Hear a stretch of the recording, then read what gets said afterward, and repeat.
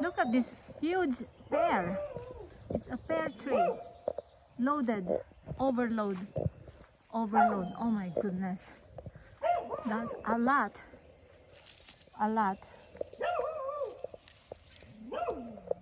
So much. Just in the bottom, there's so much already. Look at this. Wow. I've never seen a pear tree this much. So much. Ang dami. Grabe. Grabe talaga siya. Isang puno. Isang puno lang siya, oh. Dito sa ano ko to, sa in-laws ko. Over siya talaga. Overload. Oh, isang malit lang na ganito eh. Punong-puno. Punong-puno, oh. Matatanda na sila. Grabe. Super ang dami. Kakagulat. Super siya, oh. Tapos yung pear tree nila, ayun, oh. Napakayabong. And then yung garden nila, sagi.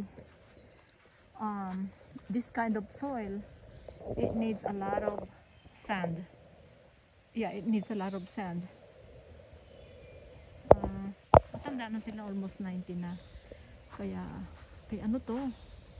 Naku, mali. Anyway, ayan. And then marami silang mga blueberries doon.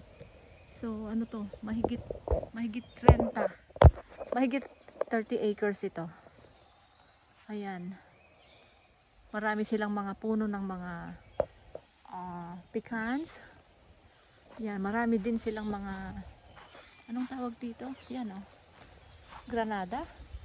Pomegranate. Yan, pasok na tayo sa kanilang tahanan. Yan.